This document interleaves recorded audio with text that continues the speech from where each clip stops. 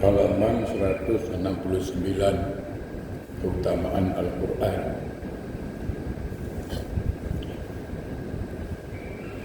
Jemaah yang berbahagia, saya sangat yakin dan percaya di setiap rumah kita orang Islam pasti ada Al-Quran. Cuma hanya saja apakah Al-Quran itu sekedar perhiasan atau kita baca. Itu aja masalahnya. Padahal membaca Al-Quran itu ibadah dan pahalanya sangat besar. Contoh, kita baca Alif Lam Mim 3 huruf. Apa kata Nabi? Alif 10 pahalanya, Lam 10, Mim 10.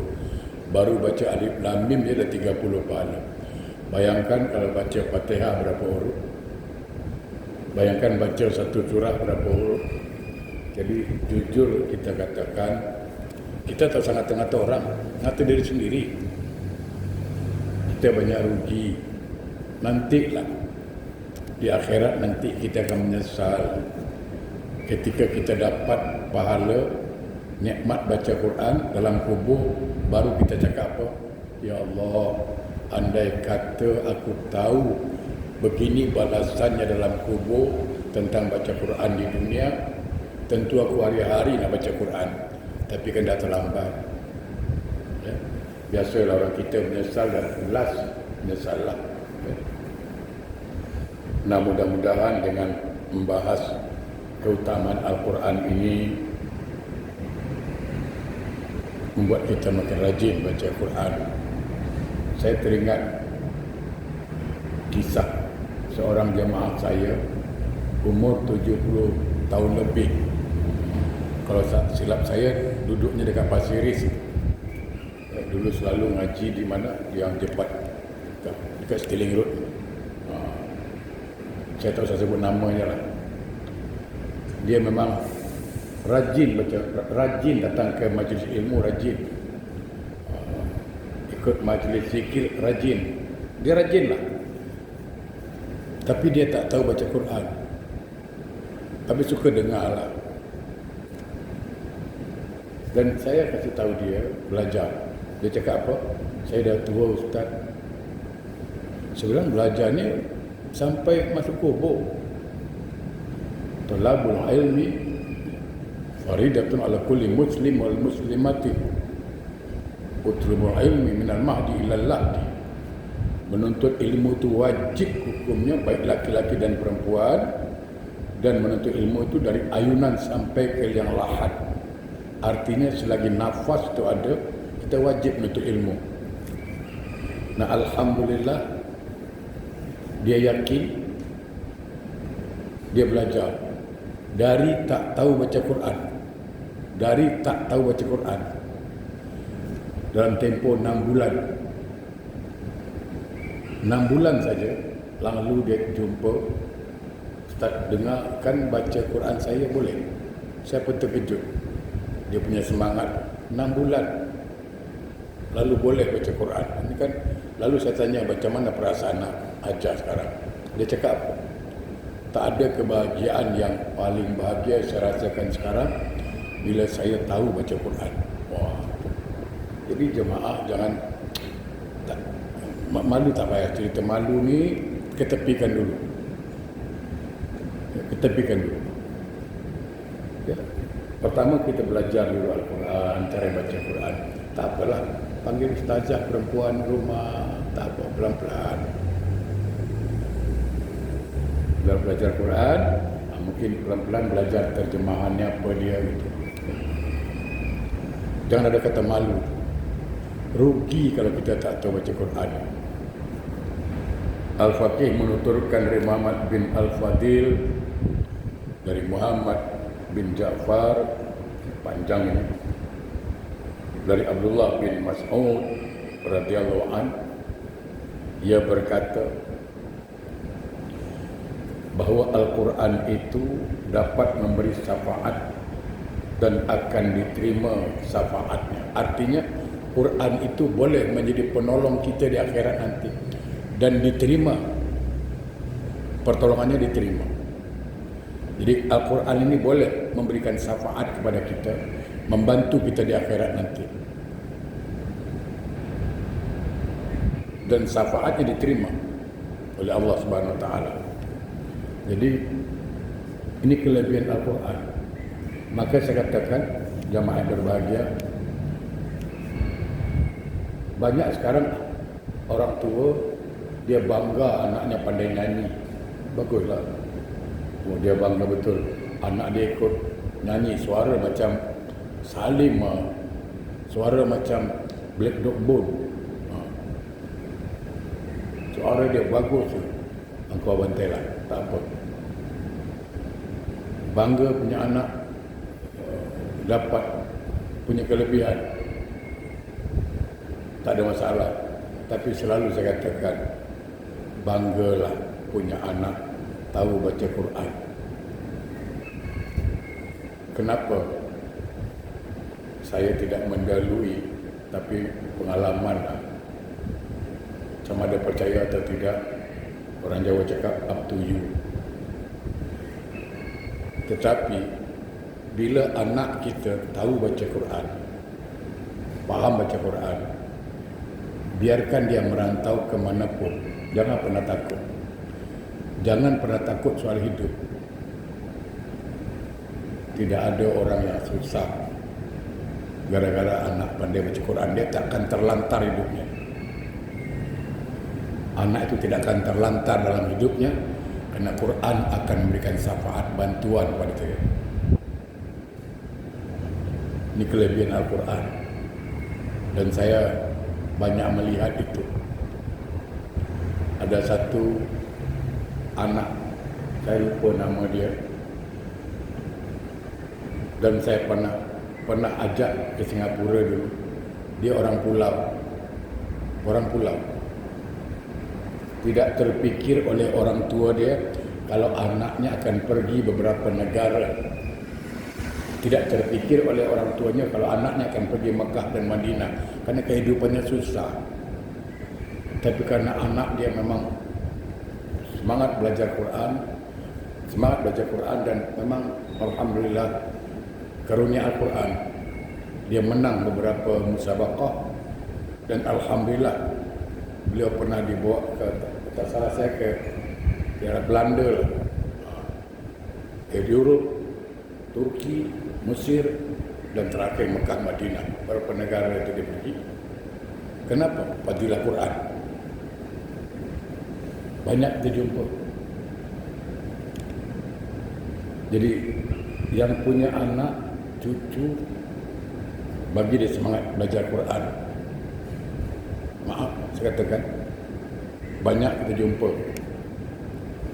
Bila ada orang meninggal, kan biasanya kan ada hari pertama orang baca surah Yasin, kedua, ketiga kan ada tu. Atau kenduri doa selamat, atau tadarus Quran di masjid. Berapa orang baca Quran itu? Kadang 4-5 orang, ramai yang datang, tapi yang baca cuma 5-6 orang. Semua tolak sana, tolak sini. Bila ditolak Quran dengan dia, itu jam batuk. Sorry ya, batuk ah. Tolak sana, itu jam kacamata tinggal berada. Tadi tak cerita kacamata. Bila tengok ayat Quran, tak nampak. Tengok ayam, paha ayam, nampak tu. Itu saya heran. Kacamata tinggal lah, batuk lah. Padahal dia tak tahu baca.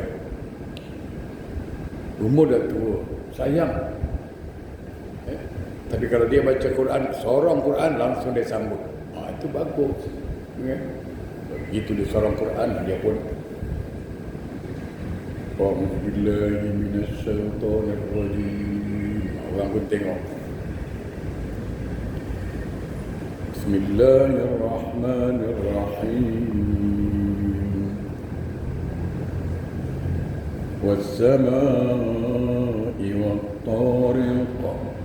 Wa-ma adraka mat-tariq. An-najmu ats-tsaqib. In kullu nafsin lamma 'alaiha hafiz. Senang.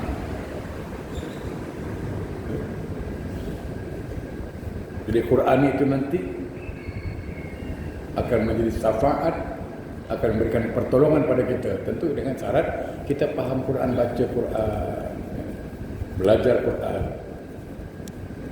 Barang siapa menjadikan Al-Quran dan Quran sebagai petunjuk, hudan lil muttaqin, dia petunjuk bagi orang bertakwa. Siapa yang menjadikan Al-Quran sebagai petunjuk, maka dia akan antarkan kita menuju surga. Tapi siapa yang membelakangi Al-Quran, maka Al-Quran akan menarik dia ke neraka. Subhanallah min zalik. Ya, barang siapa menjadikan Al-Quran sebagai contoh, sebagai panutan, sebagai ikutan, maka ia akan dapat membawa ke surga. Tapi siapa yang meninggalkan Al-Quran, maka Al-Quran akan mengheret dia ke neraka. Maka saya katakan, saya tahu, yakin betul setiap rumah kita ada Quran, tapi tak setiap rumah boleh baca Quran, itu masalahnya. Bahkan saya punya pengalaman sampai waktu itu air mata saya jatuh ketika saya disuruh baca doa selamat. Ramai 4-5 orang, ada ya 10 orang lebih di rumah itu. Saya pun datang. Kebetulan asar masuk, kerana masih ada yang ditunggu. Acara belum mulai kerana ada yang ditunggu lagi. Saya tunggulah. Tuan rumah cakap tunggu. Tapi saya tengok asar dah masuk, lebih ni kacau ni ulama. Saya bilang asar. Saya pun tanyalah, ini asar dah masuk Saya ambil uduk sekejap. Mana bilik? Tunjuk bilik. Habis uduk saya tanya, kiblat ada mana Kalang kabut. Suami tanya isteri, isteri tanya suami. Kiblat where? Saya pun tak tahu nak cakap apa lagi dah. Tuan rumah tak tahu kiblat, apa lagi saya? Tolak-solak sana. Saya nak cakap macam mana ni? Bayangkan, anak Islam, mak Islam, bapa Islam, tapi kiblat tak tahu. Tak sedih ke? Sedih betul. Padahal kita tahu as-salat imaduddin faman aqamaha faqad aqamaddin. Solat itu tiang agama. Siapa yang dirikan solat menegakkan tiang Islam. Siapa tinggalkan solat meruntuhkan tiang Islam. Satu rumah runtuhkan tiang Islam. Bainal abdi wa bainal kufri tarkus solat. Bedanya hamba Allah dengan bukan hamba Allah, solat. Jangan tanya Quran, kiblat pun dia tak tahu. Saya bilang, ini macam loh. Pun ada. Sedih kita. Ya. Mudah-mudahan bukan kita lah. Jadi sekali lagi, kita balik rumah nanti tengok Quran. Tidak ada nikmat yang lebih indah. Kita tahu baca Quran itu nikmat. Itu nikmat itu. Tak semua orang dapat.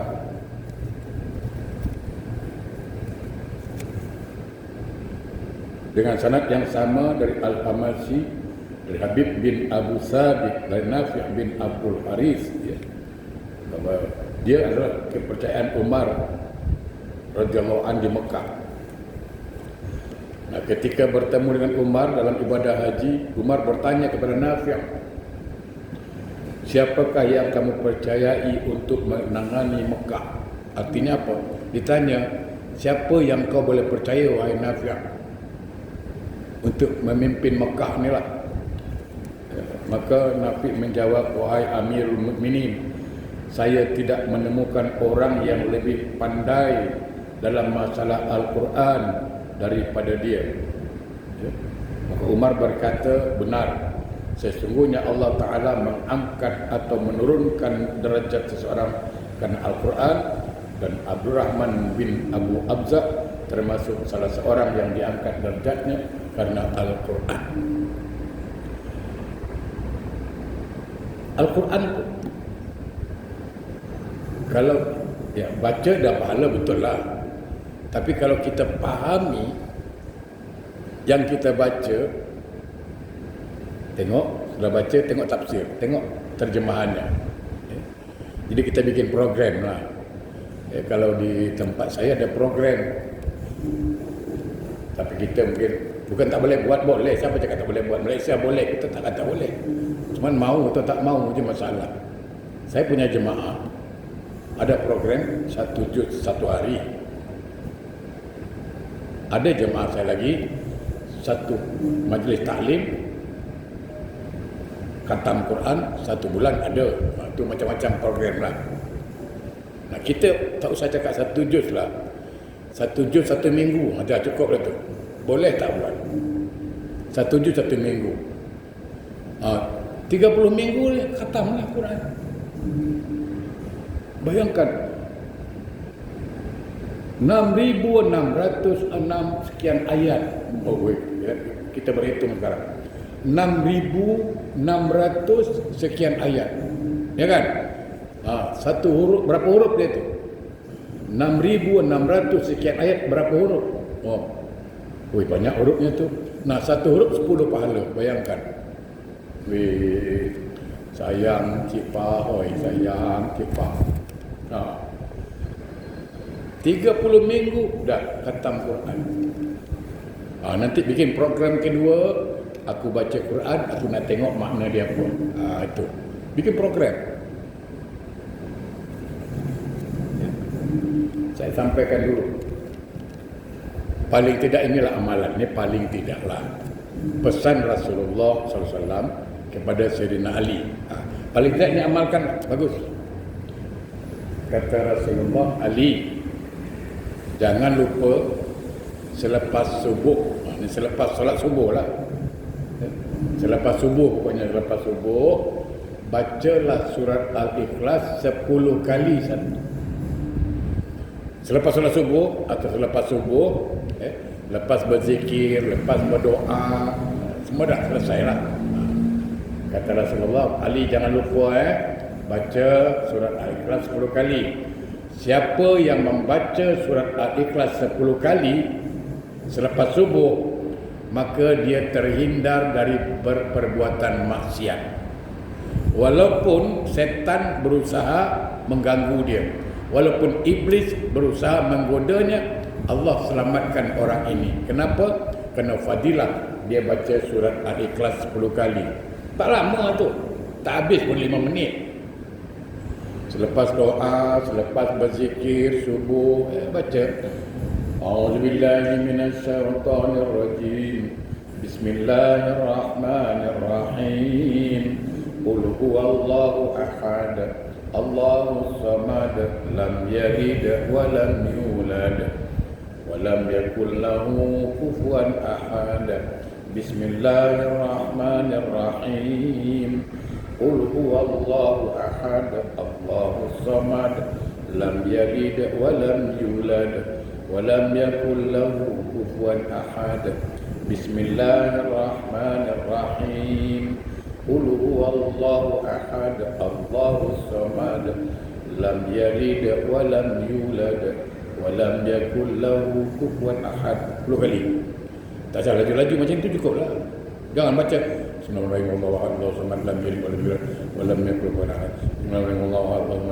Jadi mereka cakap, engkau ni kumo-kumo ke baca Quran? Heran ni. Baca Quran macam membebel. Baca Quran lah, jangan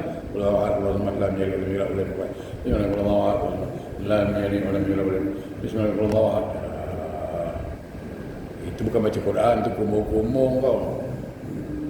Bukan. Bismillahirrahmanirrahim. Qul huwallahu ahad, Allahus samad, lam yalid wa lam yulad wa lam yakul lahu kufuwan ahad. 10 kali. Engkau akan terhindar dari perbuatan maksiat. Walaupun setan kacau engkau, goda engkau, setan.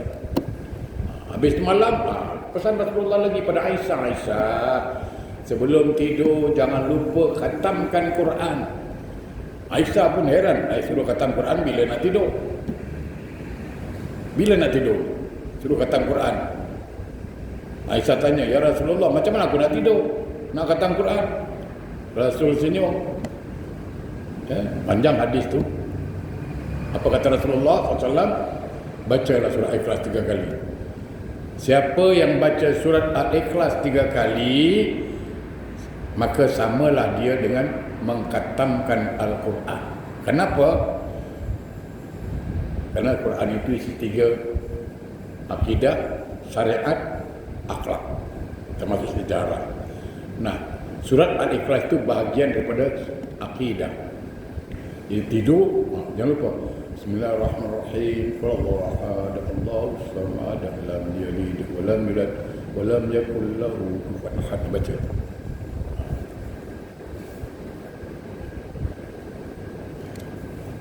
Jadi ketika kita belajar Quran, baca Quran, di situ Allah akan angkat darjat kita. Kita tak perlu orang puji kita. Ini selalu ingatkan. Ni saya minum dulu lah. Dah semangat sikit. Saya selalu cakap pada diri saya, dan ini ingat dari masjid ni saya cakap. Ingat pesan saya di masjid ini sampai meninggal dunia. Entah saya dulu meninggal, tapi ingat di pesan masjid. Jadilah orang yang baik menurut Allah, jangan menurut orang. Tak payah, biarlah orang anggap kita tak baik, tak apa, tapi jadilah orang yang baik menurut Allah. Itu ingat betul-betul pesan itu. Sebab kalau kita baik menurut orang, ya kalau orang suka. Kalau tak suka, orang kalau tak suka kita buat baik macam mana pun, dia tak anggap kita baik.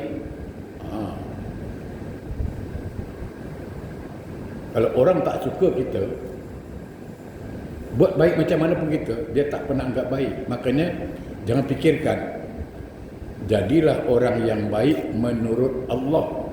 Itu dia. Selesai. Kita tak perlu pujian orang, tapi kita berharap pujian Allah.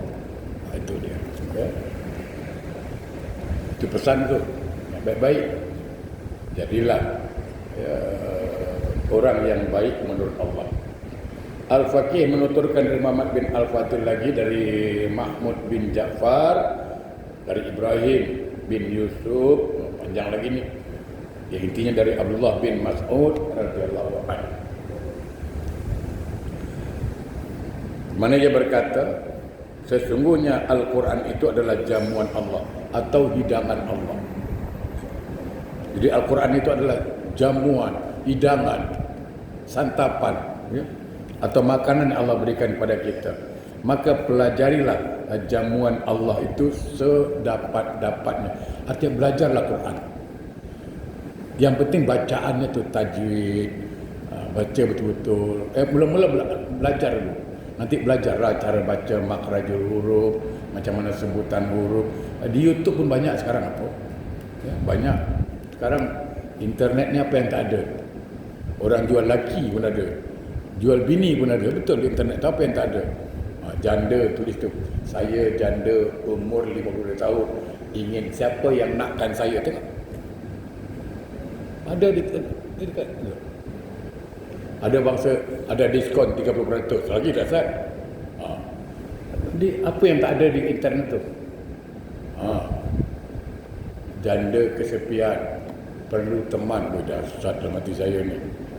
Ustaz, saya tahu Ustaz, kadang dia singgah dekat saya buka ni, kadang dia singgah sekejap. Allahu Akbar. Tu macam apa yang tadi buka, tengok tutorial baca Quran, sebutan huruf Quran, itu belajar. Tapi yang penting dia faham dulu huruf Quran. Saya kira Singapura banyak cikgu, ustazah. Kalau di kampung saya ada metode, namanya metode yang buah, kalau tak salah saya, itu 8 jam pertemuan pandai baca Quran. Cuma belum tidak begitu menguasai tajwid lah. Tapi 8 jam itu dia tahu Quran. Ada satu metode namanya metode yang buah, kalau saya tak silap. Dia ada beberapa metode itu. Cepat. 8 jam aja belajar dah tahu baca Quran. Ada tu. Saya rasa di sini pun ada yang tahu. Ya. Jadi Al-Quran itu jamuan Allah. Ya, kalau jamuan namanya macam jamuan, ya, kita santap lah, sama. Maka kita belajar Quran kerana itu jamuan Allah. Sesungguhnya Al-Quran itu merupakan tali Allah yang sangat kuat, cahaya yang nyata, obat yang bermanfaat. Ini dia. Jadi Al-Quran itu tali yang kuat antara kita dengan Allah, artinya hubungan kita dengan Allah. Jemaah percaya atau tidak, wallahu alam, tapi saya percaya dan saya yakin. Kalau kita ada masalah, kata ada masalah lah, rusing, risau, gelisah, apapun masalah, kadang-kadang ada yang buat kita risau, sedih, coba baca Quran, tenang itu. Baca Quran. Kalau kita ada masalah, kita risaulah, gelisah, ada ketakutan, okey, baca Quran. InsyaAllah. Kerana Quran itu hubungan kuat antara kita dan dia cahaya yang nyata, obat yang bermanfaat dan penjaga bagi orang yang berpegang kepadanya, penyelamat bagi orang yang mengikutinya. Okey. Jadi kalau kita berpegang pada Quran, dijamin selamat. Tapi kalau dia tidak berpegang pada Quran, walaupun nama dia selamat pun tak selamat dia. Zalikal kitab la raiba fihi hudan lil muttaqin. Ini kitab Al-Quran, tiada keraguan dan dia petunjuk bagi orang yang bertakwa. Dalam ayat yang lain, hudan linnas, petunjuk buat manusia. Dan kalau kita ikuti Quran, tidak ada yang sesat dalam Al-Quran. Semua petunjuk Al-Quran itu, ya, mengantarkan kita kepada surga. Dan semakin kita baca, semakin nikmat itu. Dan Quran itu tidak membuat kita menjadi bengkok, tapi menjadi kita strict orang, lurus orang. Dan Quran tidak membuat kita sesat. Bahkan Quran itu menjadi petunjuk, tuntunan buat kita. Dan Quran itu tidak lapuk, kena hujan, tak kering, kena panas, dan tidak pernah bosan diulang-ulang kajinya. Kita tengok, jemaah tahu tak, lagu yang paling popular dulu lagu apa? Kita yang tahu tahun 70-an. Tak ingat tak ingat dah. Tahun 80-an. Widuri itu popular dulu kan. 10 tahun ni hilang dah. Dulu kan popular tu Widuri, tahu? Pernah dengar tak? Widuri itu. Dulu filem India dulu selalu tu, Charte tu. Popular. Sekarang hilang dah. Tapi lagu Quran daripada tahun berapa sebelum kita lahir lagi dah. Ribuan tahun yang lalu lagu Quran sampai sekarang popular. Tak ada orang bosan. Tapi nyanyi lagu-lagu tu sekejap je. Ya kan? Sekejap je bosan. Tapi lagu Quran tak. Lagu Ijaz, Bayati, Soba, Nahwan, Uwi. Tak ada bosan kita dengar itu.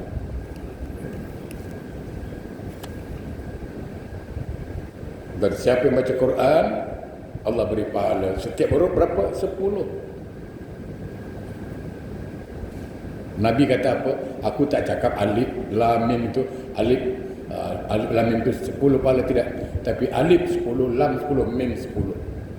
Bayangkan, dia baca Bismillahirrahmanirrahim. Berapa hurufnya? 19. Kali 10, darab 10. Berarti 190 pahala dia dapat.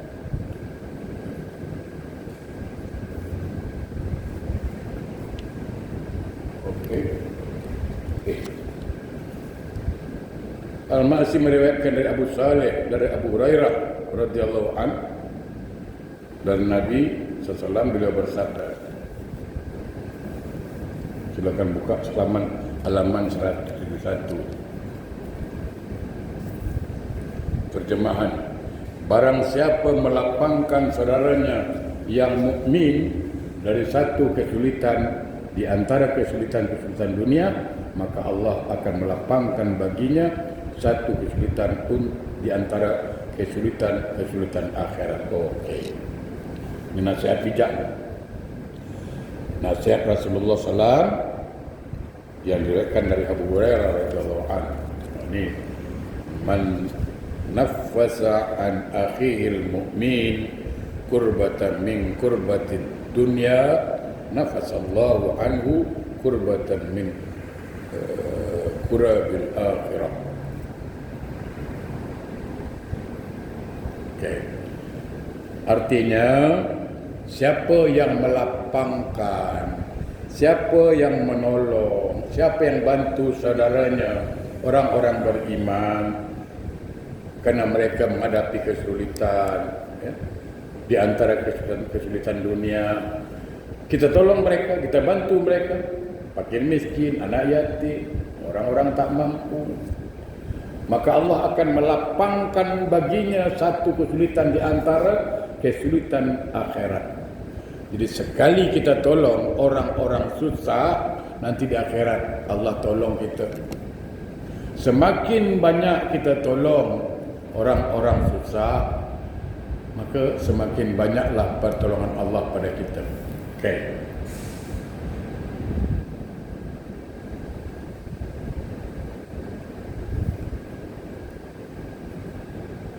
Barang siapa memudahkan orang yang berada dalam kesukaran, maka Allah akan mudahkan dia di dunia dan akhirat. Allah senantiasa menolong hambanya selama hambanya itu menolong saudaranya orang Muslim. Okey. Siapa yang mau menolong hamba saudaranya dalam keadaan susah, adik-beradik terutama, tetangga, adik-beradik susah, siapa yang tolong? Maka Allah akan tolong dia. Cuma satu saya bagi tahu, ya, saya tak setuju, sangat-sangat tak setuju kalau ada orang buat macam ini. Dia ada anak 3 orang. Nanti dia panggil mak dia datang, dia cakap apa? Mak ikut saya lah mak, jaga cucu daripada gaji mek. Itu anak Puang Hajar bin biadab, sedap mulut cakap. Mak ikut saya, nanti mak jaga cucu lah. Cucu mak apa? Daripada kasih gaji mek, kan bagus kasih mak. Mak dia jadi mek lah tu. Apa ajar betul lah budak ni. Jangan cakap macam itu orang tua. Saya bukan melarang orang tua jaga cucu, bukan. Cucu dia betul lah dia boleh jaga, tapi jangan cakap daripada kasih mak duit kan bagus kasih mak, itu yang tak sedap tu. Itu yang tak sedap. Daripada kasih mak kan, itu tak, jangan.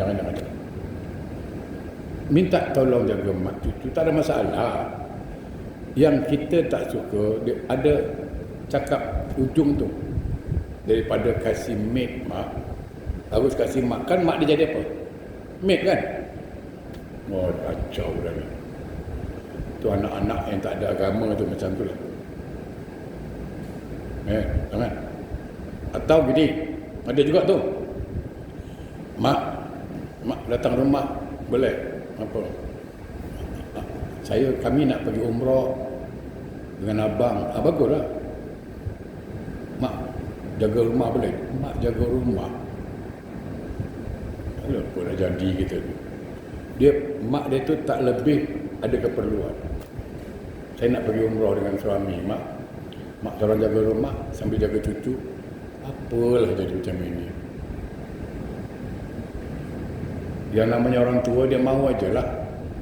Ya kan? Tapi kita ni anak, bila lagi nak senangkan mak bapak? Kalau nak menolong orang saja, dia punya pahala luar biasa. apalagi membahagiakan mak bapak. Saya selalu katakan begini, terutama pada anak-anak, tidak akan kita temui anak yang sukses, tidak akan kita temui anak yang berjaya kalau dia durhaka dengan mak bapak. Pergi cari, tak jumpa. Ridha Allah fi ridha walidain wa sukhtillah fi sukhti walidain. Sebab ridha Allah tergantung ridha orang tua, murka Allah pun tergantung murka orang tua. Maka pesan saya di rumah Allah ini, ya, kita yang ada mak bapak yang masih hidup, ya, yang masih hidup, bahagiakan dia, senangkan hati dia, jangan buat dia sedih. Ni kadang-kadang mak telefon, berapa besar Singapura ni, bukan sampai nak jumpa mak sampai 2-3 malam naik bas, ya kan, paling setengah jam sampai. Lainlah macam kita ni, saya ni kalau nak jumpa mak dulu, nak naik ferry 8 jam, 10 jam, naik apa lagi sampai, itu pun kena jumpa. Singapura berapa? Paling jauh Woodland, Punggol. Habis tu Pasir Ris mana? Ni sampai mak tanya, engkau kat mana? Mak rindu kat engkau. Bila datang rumah? Nantilah mak lagi sibuk, lagi busy mak. Tengok. Sampai mak dia rindu dengan dia. Jawapan anak apa? Nantilah kalau senang saya datang. Saya menggeleng jawapan itu. Kalau senang saya datang. Cuba bayangkan.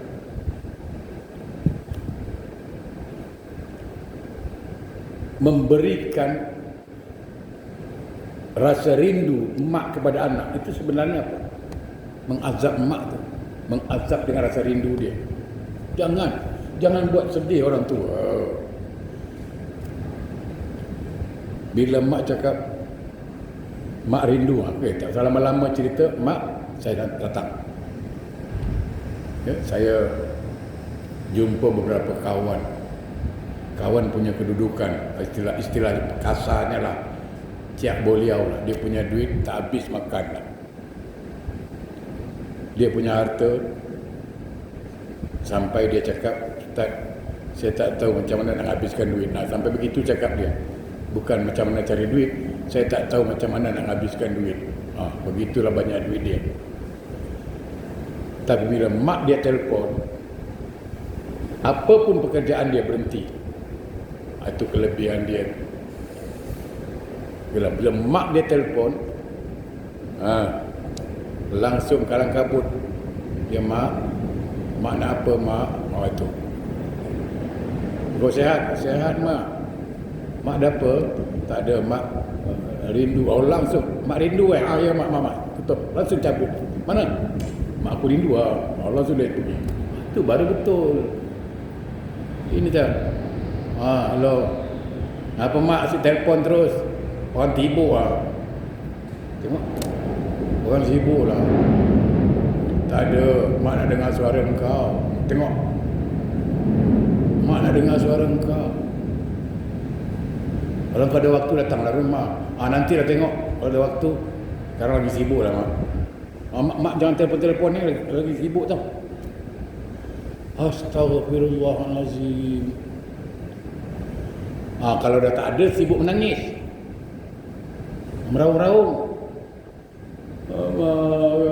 Apalah kau ni tu.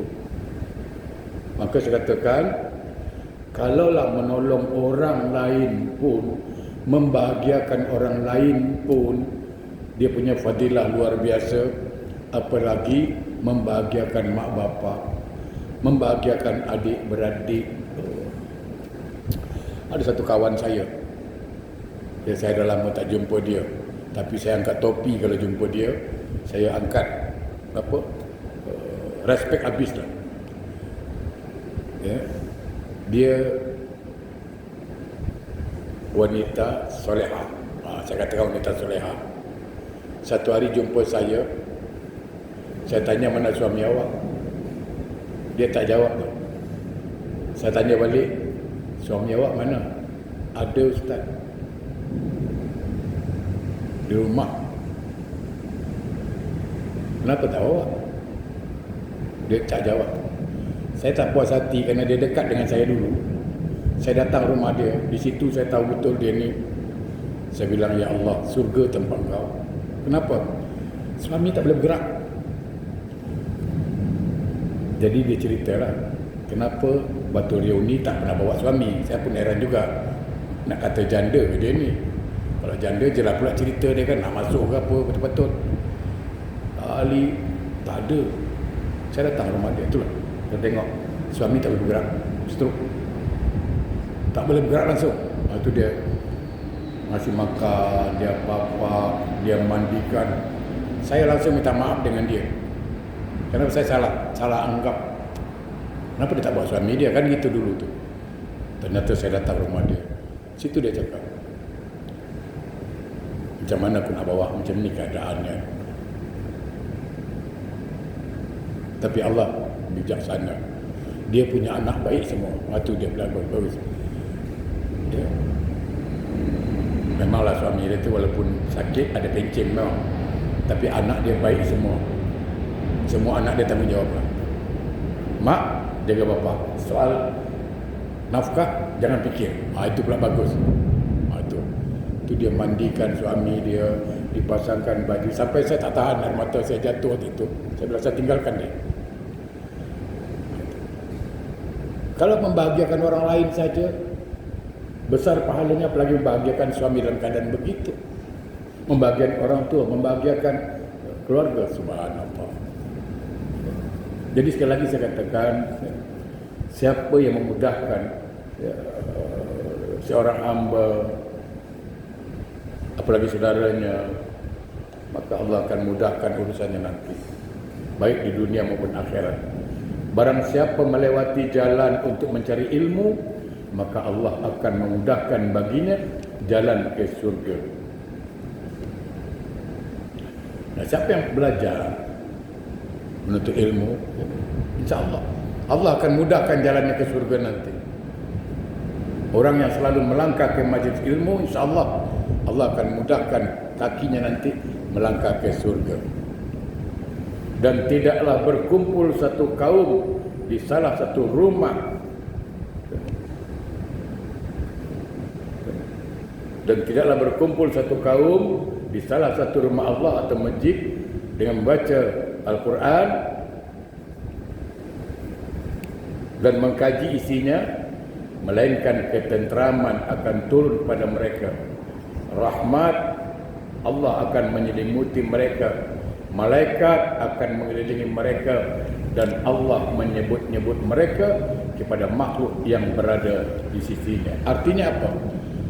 Orang yang di masjid belajar, menuntut ilmu, mengkaji isi kandungan Al-Quran, itu Allah memanggil para malaikat supaya memudahkan urusan mereka, mengangkat darjat mereka, dan Allah membangga-banggakan kita. Yazid bin Abu Habib meriwayatkan dari Nabi SAW, beliau bersabda,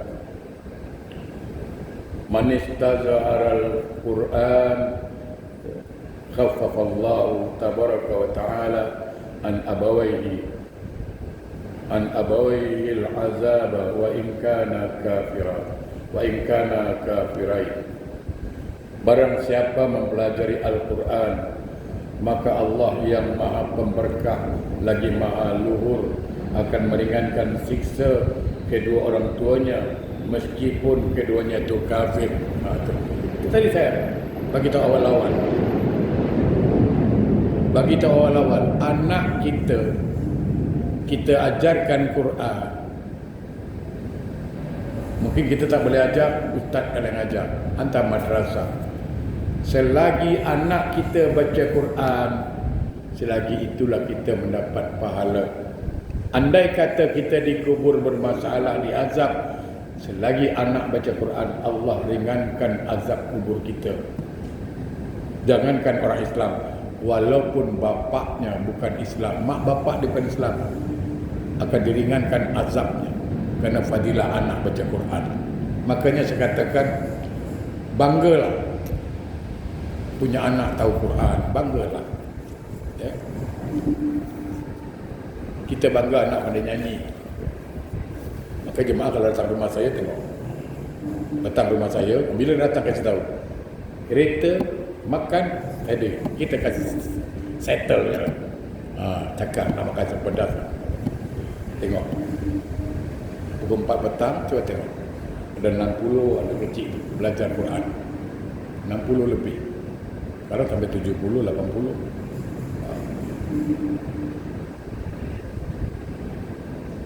Belajar Quran. InsyaAllah nanti hari Rabu, hari Khamis, kita bawa dia jalan-jalan. Budak-budak macam Quran yang hadroh. Sambil nama budak-budak kan, ada tengok alam, sambil dia bagi dia ilmu lah. Kadang kita ada waktu-waktu tertentu, kita adakan mabit. Apa itu? Kita tidur depan rumah saya, nanti malam tahajud. Budak-budak itu hadirkan mak bapak dia. Itu mak bapak dia nangis terus. Kenapa? Kerana anak itu selepas tahajud, dia akan menghadapi orang tua dia. Minta maaf. Itu luar biasa. Sekali lagi katakan, kita punya anak, bangga kita kalau anak kita tahu pandai Quran. Tapi sedihlah kita kalau anak kita tak tahu baca Quran. Sedih kita. Baik, saya kira itu dulu, insyaAllah. Kita jumpa lagi Jumaat depan. Yang benar dari Allah, yang salah dari saya.